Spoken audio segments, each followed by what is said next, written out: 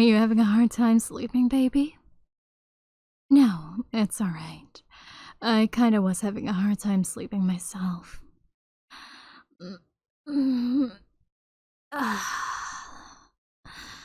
So, darling, want to talk about it? I don't know if something is on your mind that's keeping you up or something is troubling you so. Of course, you're always free to not tell me. Only when you're ready. Just know that your dummy mommy girlfriend is here to help you, my little pumpkin.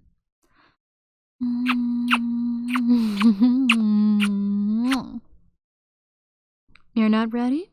That's perfectly fine.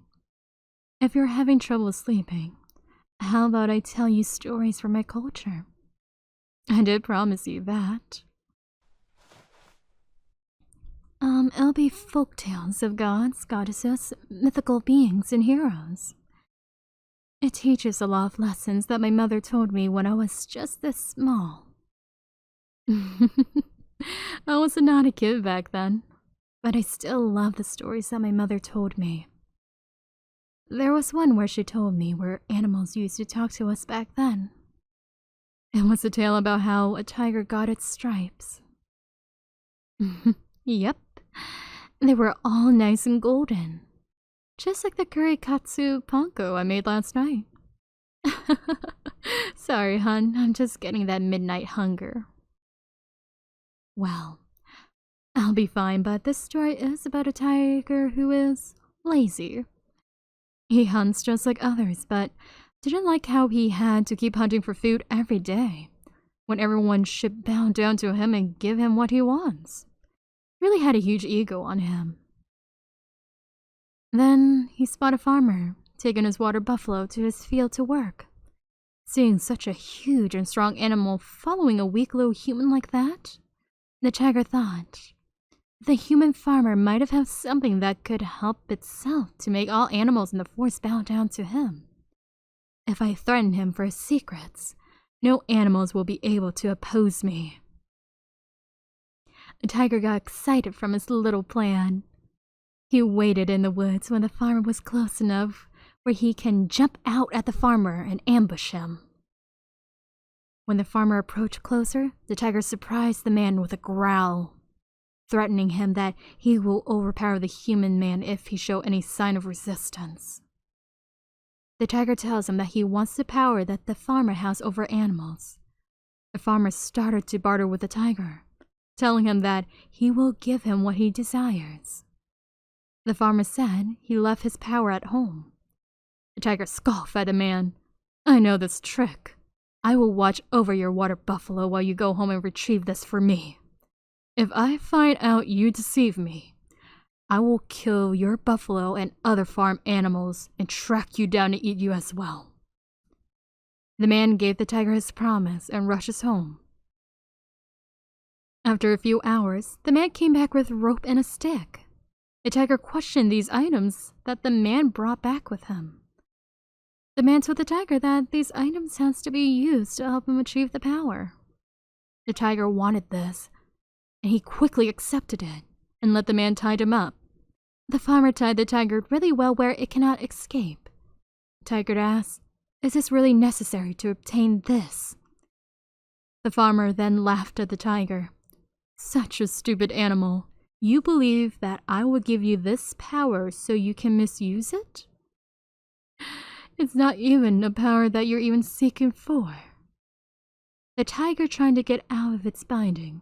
It glared and screamed at the man for tricking it, calling the man out on his hypocrisy for enslaving the water buffalo. But the farmer told him that both him and the buffalo formed a bond with one another where they both benefit from each other. Not one-sided how the tiger wanted to use others as a meal. The farmer lit a fire and told the tiger, "The power you seek is not something you can obtain, but can learn. Let this be a lesson to you as I bestow this wisdom." After he said that, he burned the tiger. The tiger screamed and was able to wiggle out of its restraint, quickly running into the river. The river current took the tiger away from the man. The last thing he heard was the laughter from both the farmer and his buffalo. When the tiger came to his senses, He looked at his reflection in the water and saw black streaks of markings on his body from the rope. The tiger used this as a lesson of wisdom to never trust a human. The black stripes acts as a reminder for those tiger to not be lazy and to not trust humans. The end. I will admit, it kinda is the tiger's fault, honestly. If someone tries to threaten me like that, I would be pretty petty and try to teach them a lesson not to do that. I personally think the farmer is in the right. Oh, a question? Go on. Yes, in Vietnamese mythology, animals could talk to us. I don't know the reason why they stopped, but after the tiger story, I can see why they don't want to associate themselves with us.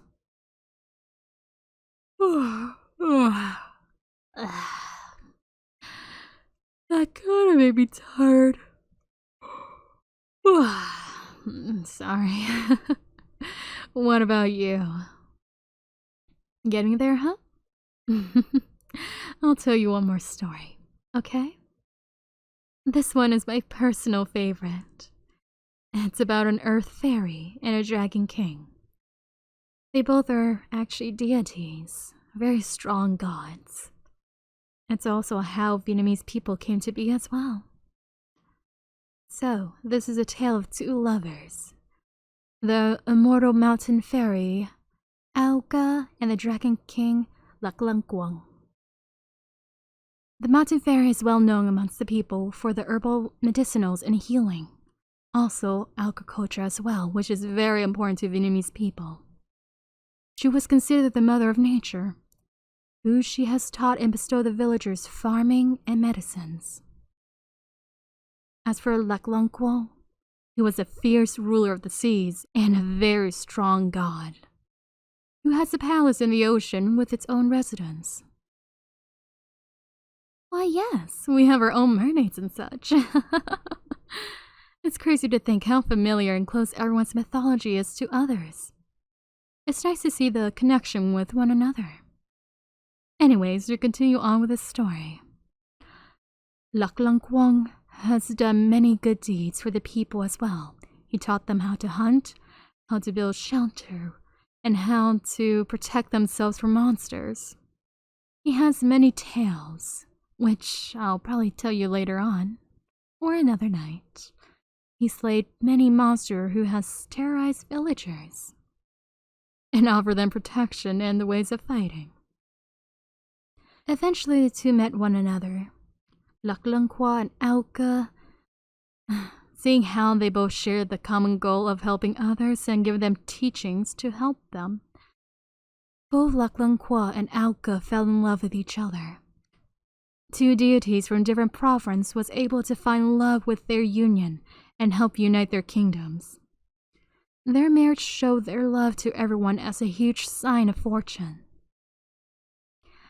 Auca and Lac Lang Quang eventually got married, and she got pregnant with his kids. At first, they thought it was his firstborn, but turns out it was an egg sac with 100 eggs in it. With those eggs, 100 children quickly hatched from it, who were eventually known as the Vietnamese people. Lac Lang Quang loved Auca with his whole heart, but he missed his homeland, the sea. He told Auca about his internal issue, his love for Auca or his home. Auca supported him and told him to follow his heart. Whichever he chooses, she will understand and support him. Lac Lang Quang chose his home. Many got upset that he chose his home over his wife, but that is where he belonged. Despite their love breaking barriers, Lac Lang Quang and Auca swore to stay loyal to one another, but their duties kept them separated. During their separation, they took half the children, 50 who can live on land and 50 who can come to the Sea Kingdom with their father. Auca sometimes would visit Lac Lang Quang near the shore where they would share embrace with one another. As for their children, their kids eventually married others, and the Vietnamese people became the descendants of Lac Lang Quang and Auca. Strong and having beauty of the gods. So, even if we're far apart, we're all still connected to one another. I know there's different versions of that tale, but that is the one that my mother told me when I was younger. And I know this tale has been a 1,000-year tradition. And of course, 1,000 years, there's gonna be a lot of different versions of this. There are others where it's a very bittersweet ending. But regardless, I still adore the story a lot. No matter which type of version it is, it's always the same meaning. Even if we may be blood related or not, we're all still family. I think it's a beautiful meaning. Oh yes, a lot of Vietnamese languages we call our friends or acquaintances sister or brother. It relates to that somewhat. I know it's probably different here, but that helps bring closure to others. Yeah, my, cousins, they would always call me Chi, which means older sister. I'm not technically their sister, but that's how we greet each other. Or if it's my cousin who is male, it would be Ang. Oh yes, there is a female and male pronouns version of the words. Quite interesting, isn't it? Kinda reminds me of Spanish a bit. Even this friend I made from work, her little brother called me Auntie. I would prefer if he called me Chi. The word? Oh, he was like, oh, Mayral, or something like that. And I'm just sitting here like, I'm not that old. I'm only like a year older than your sister. I felt so old when he called me that. Yes, I'd rather be called Big Sister. At least it doesn't make me feel old at all. Auntie, though? Jeez. Like, I don't even have any children yet. Yes, she's full Vietnamese. She's a bit of a bodybuilder, too. I'm happy that the model industry accepted her. It's nice to have more body types being shown. I would love to introduce you too. One day.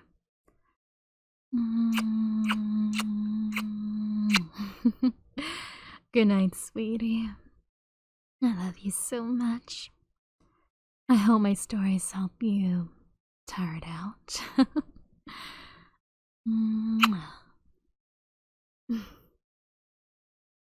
I'll be sure to tell you more in the future. It makes me happy that you love to hear me tell stories, or that you love to listen to my voice. You're so sweet. And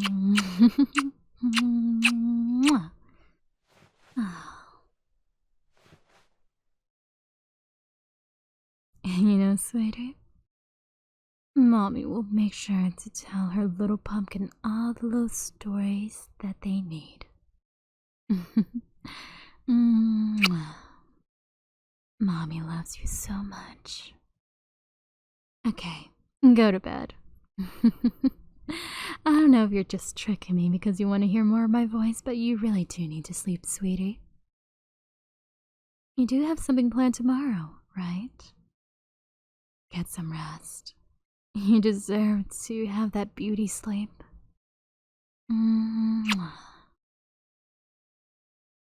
Tomorrow you can spend as much time as you want with me after you're done with your errand. Okay?